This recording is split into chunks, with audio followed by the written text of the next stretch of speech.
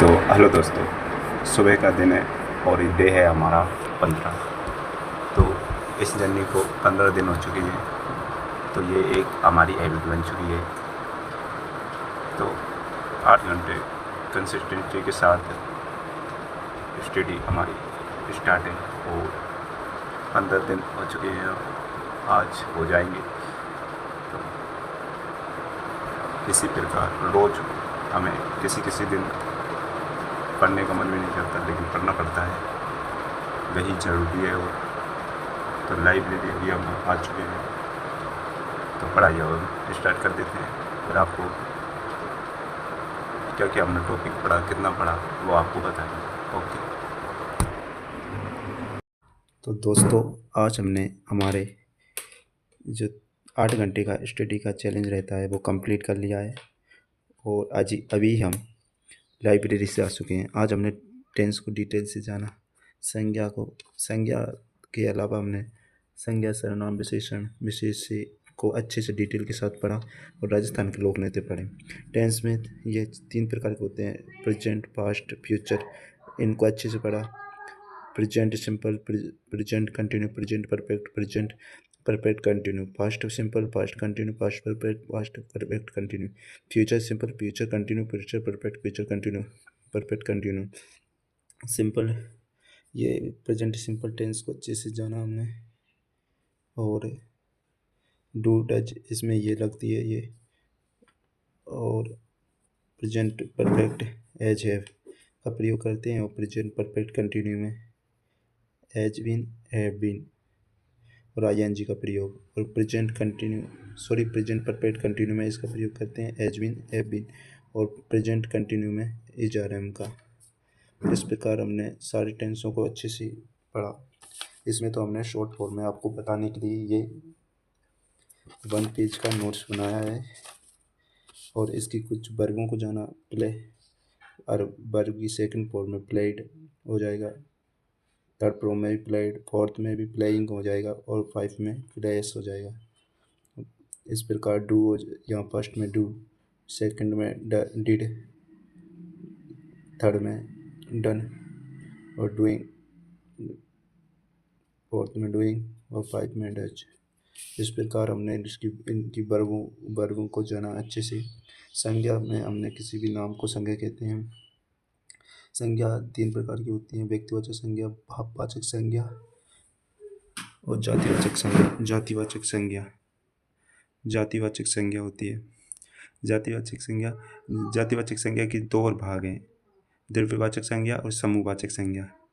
इसमें अलग से मूलावस्था, उत्तरावस्था, उत्तमावस्था ये भी है।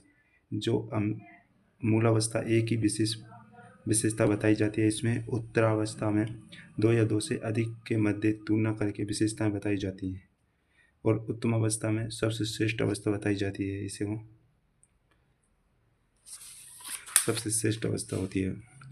महत्वपूर्ण बिंदुओं के बारे में जाना हमने, जैसे कि ISTA international seed testing association, ये स्विट्जरलैंड में जिनेवा में स्थित है। अंतर्राष्ट्रीय seed testing association Switzerland Geneva में है।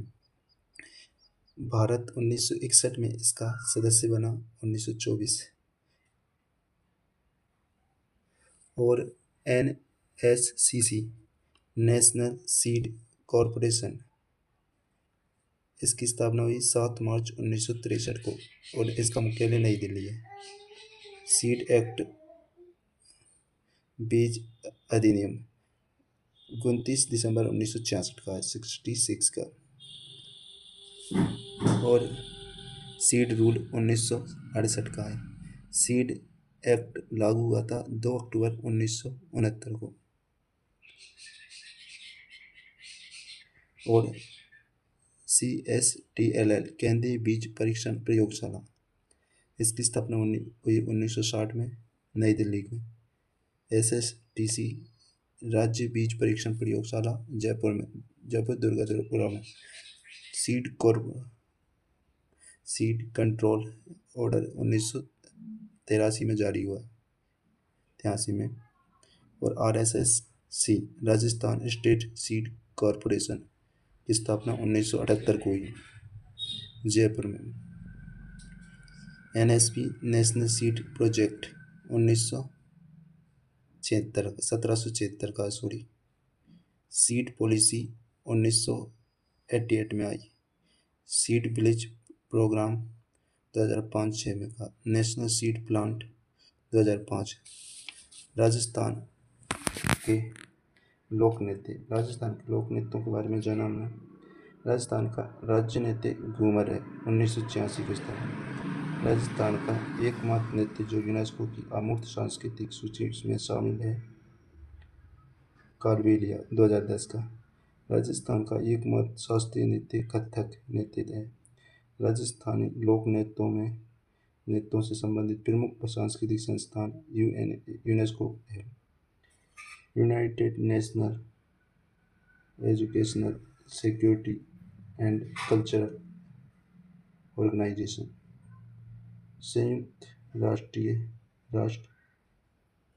शैक्षिक, वैज्ञानिक और सांस्कृतिक संगठन है। स्थापना 16 नवंबर 1945 ईस्वी में हुई। मुख्यालय पेरिस, फ्रांस में। उद्देश्य शिक्षा, विज्ञान और संस्कृति को बढ़ावा देना। राजस्थान के 6 पहाड़ी किले काकाजी, जयपुर से चीकू गजर आमला, चित्तौड़गढ़, कुंभलगढ़, गागरोन दुर्ग, जैसलमेर दुर्ग, रणथंभौर दुर्ग, आमेर दुर्ग। केवलादेव राष्ट्रीय उद्यान भरतपुर में है, 1995 का। कालबेलिया नृत्य 2010। जंतर मंतर जयपुर में है, 31 जुलाई 2010। जयपुर शहर का परकोटा 6 जुलाई 2019। इस प्रकार हमने इस टॉपिक को भी डिटेल के साथ पढ़ा, लेकिन आपको शॉर्ट फॉर्म में हमने बताने के लिए आप ये बताया है। तो इस प्रकार हमारी 8 घंटे की कंटिन्यू स्टडी कंप्लीट हो चुकी है और अब हम हमारे घर भी आ चुके हैं स्टडी कर कर। तो इसी प्रकार के लिए ब्लॉग के लिए चैनल को सब्सक्राइब कर लें और आप कमेंट करें कि आप किस पेपर की स्टडी कर रहे हैं, यानी किस एग्ज़ाम की प्रिपरेशन कर रहे हैं, और अपने एग्ज़ाम का नाम ज़रूर लिखें। और अगला 16 ब्लॉग देखने के लिए चैनल को सब्सक्राइब ज़रूर करें। थैंक यू, धन्यवाद।